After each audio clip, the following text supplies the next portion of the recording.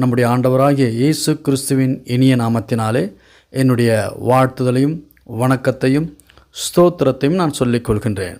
கடந்த பகுதியிலே நாம் சிம்சோனுடைய வாழ்க்கை வரலாற்றை குறித்து பார்த்தோம்.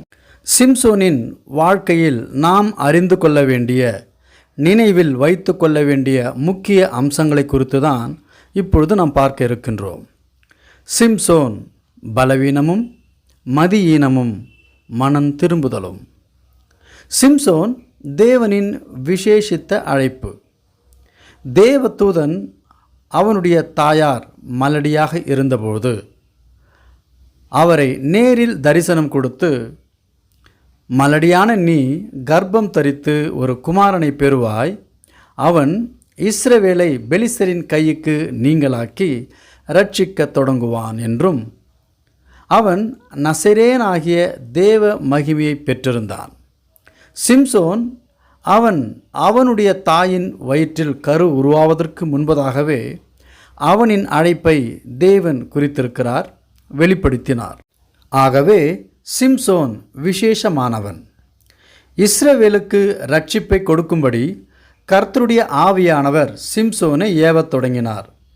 பிறகுதான் திம்னாத்தின் மகளை நேசித்தான். ஏனென்றால் பெலிஸ்தரின் கைகளை ஒடுக்கும்படியாக பலவானான சிம்சோனை பெலிஸ்தரிடம் அனுப்புகிறார். திம்னாத்தின் மகளை நேசித்தான். அவனுடைய பெற்றோரிடத்திலும் அந்த விஷயத்தை சொல்லுகிறான். முதலில் வேண்டாம் என்று அவனுக்கு அறிவுரை சொன்ன பெற்றோர்கள் பிறகு சரி என்று சொல்லியிருக்கலாம். இந்த திருமணத்தை தேவன் அனுமதித்தார் என்று நாம் பார்க்க முடியும். ஏனென்றால் பெலிஸ்தரிடம் குற்றம் உண்டாகி அவர்கள் பேரில் பிழை உண்டாகும்படியாக இது நடக்க இருந்தது. அவன் இரண்டாம் தரம் பெலிஸ்தரிடத்திலே செல்லும் பொழுது கெர்ஜிக்கின்ற சிங்கம் வந்தது. கர்த்தருடைய ஆவியானவர் பலமாய் அவன் மீது இறங்கினதனால் அவன் ஆட்டுக்குட்டியின் வாயை கிழிக்கிறது போல பாலசிங்கத்தின் வாயை கிழித்து போட்டான் என்று பார்க்கிறோம். பெலிஸ்தரின் மகளை திருமணம் முடித்தான். மீண்டும் சோரா ஊருக்கு வருகிறான். நாட்கள் ஓடினது. மீண்டும் தன் மனைவியை பார்க்க போகிறான். போகிற பொழுது அங்கே விருந்தும் படைக்கிறான். அந்த நேரத்தில் தான் சிம்சோனின் தந்தை தன் மகனை பார்க்க வருகிறார். விருந்தை படைக்கிற பொழுதுதான் அவர்களுடைய உறவினர்கள் 30 பேர் வாலிபர்கள் வருகிறார்கள். சிம்சோன் அந்த விருந்தின் போது அவர்களிடத்திலே விடுகதையை விடுக்கிறான். பந்தியில் உட்காரும் விருந்தாளிகளுக்கு விடுகதையின் விடை தெரியவில்லை. தந்திரம் வந்தது. தந்திரத்தால் விடை குறுக்கு வழியிலும் வந்தது.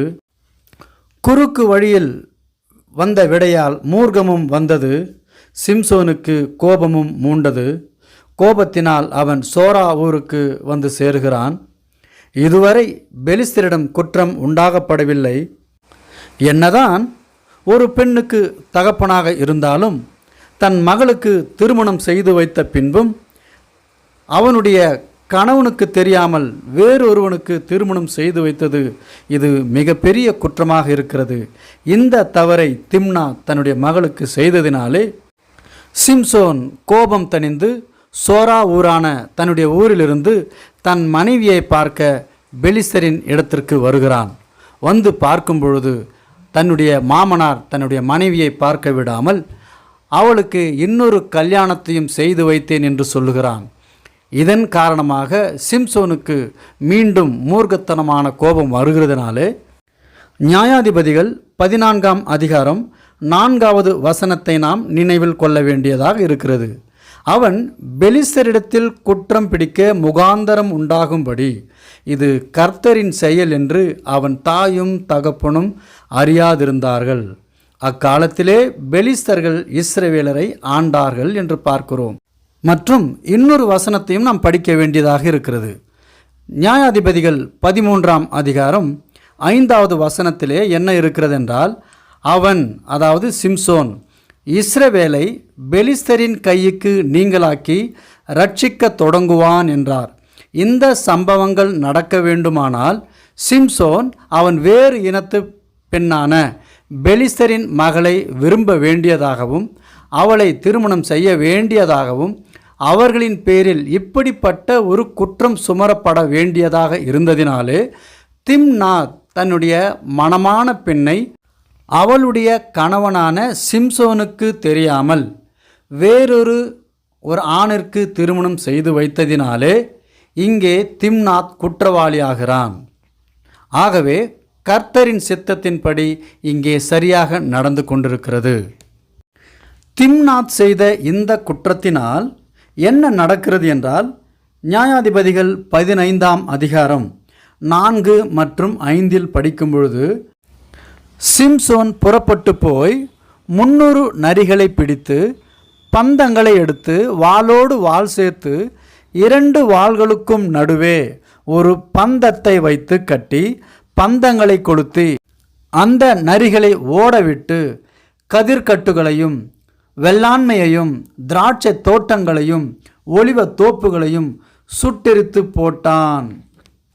இந்த காரியத்தை சிம்சோன் செய்த போதிலும் பெலிஸ்தர்கள் இதற்கு காரணமானவன் யார் என்று கேட்கும்பொழுது அவர்கள் காரணத்தை சொல்லுகிறார்கள். என்ன காரணம் என்றால், திம்னாத்தின் மருமகன் இப்படிப்பட்ட காரியத்தை செய்தான்.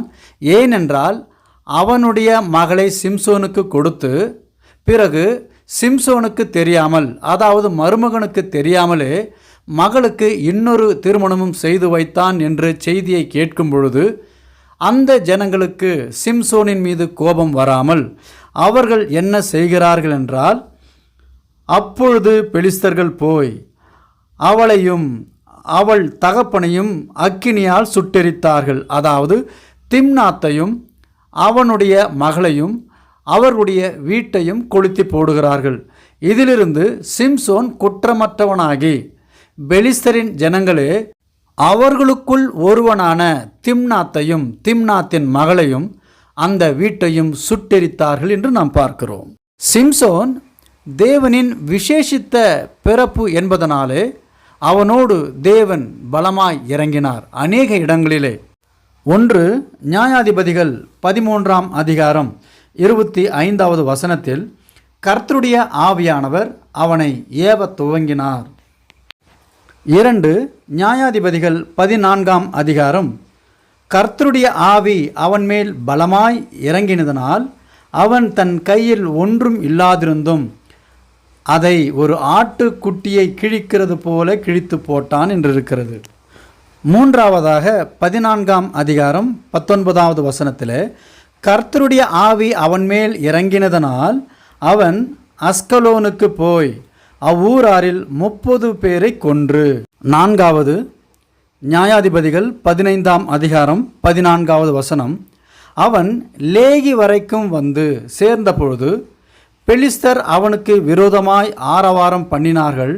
அப்பொழுது கர்த்தருடைய ஆவி அவன் மேல் பலமாய் இறங்கினதனால் அவன் புயங்களில் கட்டியிருந்த கயிறுகள் நெருப்புப்பட்ட நூல் போலாகி, மட்டுமல்ல அவன் ஒரு கழுதையின் பச்சை தாடை எலும்பை கண்டு தன் கையை நீட்டி அதை எடுத்து அதனாலே 1000 பேரை கொன்றும் போட்டான்.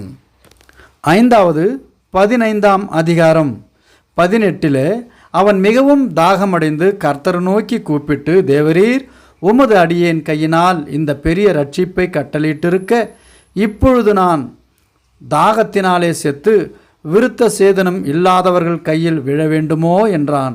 அப்பொழுது தேவன் லேகியிலுள்ள பள்ளத்தாக்கை பிளக்க பண்ணினார். அதிலிருந்து தண்ணீர் ஓடி வந்தது. அவன் குடித்தபோது அவன் உயிர் திரும்ப வந்தது. அவன் பிழைத்தான். மட்டுமல்ல, தேவன் சிம்சோனிற்கு மற்ற மனிதர்களை காட்டிலும் அவன் விசேஷித்த விதமான ஒரு பலனை கொண்டிருந்ததினாலே அவன் நியாயாதிபதிகள் 16ஆம் அதிகாரம் 3வது வசனத்தில் பட்டணத்து வாசல் கதவுகளையும் அதன் 2 நிலைகளையும் பிடித்து தாழ்பாலோடு கூட பேர்த்து தன் தோளின் மீது வைத்துக்கொண்டு எபிரோனுக்கு எதிரே இருக்கிற மலையின் உச்சிக்கு சுமந்து கொண்டு போனான். இது ஒரு வீட்டின் கதவு அல்ல, ஒரு பட்டணத்தின் பெரிய கேட், பெரிய கதவுகளை அவன் சுமந்து கொண்டு போகிறான் என்றால் அவனுக்கும் நம்மை போல சாதாரண மனிதர்களுக்கும் உள்ள வித்தியாசத்தை தேவன் அவனுக்கு விசேஷித்த விதமான ஒரு பலனை கொடுத்திருக்கிறார் என்பதை நாம் இங்கே அறிந்து கொள்ள முடிகிறது. சிம்சோன் தேவனுடைய பார்வையிலே பாவம் செய்ய எங்கே ஆரம்பிக்கிறான் என்றால், காசாவுக்கு போய் அங்கே ஒரு வேசியை கண்டு அவளிடத்தில் போனான். இது தேவனுடைய பார்வையிலே மிகவும் பொல்லாததாகவும், அவர் அவனுக்கு கொடுத்த அந்த முக்கியமான வேலையை, முக்கியமான சித்தத்தை அவன் மறந்து, தேவனுக்கு பயப்படுகிறதை மறந்து அங்கே அவன் போனது கர்த்தருடைய பார்வையிலே மிகப்பெரிய பாவமாக இருக்கிறது. தேவன் சிம்சோனின் மீது வைத்த சித்தத்தின்படி செய்யாமல் அவன் அலட்சியமாக இருந்ததினால் வேசினிடம் சென்றான். மட்டுமல்ல, அதற்கு பின்பு அவன் சோரேக் ஆற்றங்கரையில் இருக்கிற தெலிலால் என்னும் பேருள்ள ஒரு ஸ்திரீயோடே சிநேகமாயிருந்தான். நீதிமொழிகள் 1ஆம் அதிகாரம் 17வது வசனத்தில், எவ்வகையான பட்சியானாலும் சரி, அதன் கண்களுக்கு முன்பதாக வலையை விரிப்பது விருதா. அப்படியென்றால் எந்த ஒரு பறவையாக இருக்கட்டும், அதனுடைய கண்களுக்கு முன்பதாகவே ஒரு வலையை விரித்து அதில் உணவு தீனிகளை போட்டு அதை பிடிப்பது மிகவும் கடினம், பிடிக்கவும் முடியாது. 5 அறிவான அந்த பறவைகளுக்கே அப்படிப்பட்ட ஒரு ஞானமும் அபரீத புத்தி இருக்கிற பொழுது, 6 அறிவு கொண்ட விசேஷமான படைப்பான சிம்சோன் தெலிலாலின் 3 முறை அவனை பலமாக கயிறுகளால் கட்டி, பெலிஸ்தர்கள் உன்மீது வந்தார்கள், உன்னை கொன்று போட போகிறார்கள் என்று சொல்லும் பொழுது 3 முறையும் கர்த்தர் அவனுக்கு கொடுத்த பலத்தினால் அதை உடைத்தெறிந்து தகர்த்து எறிந்தான்.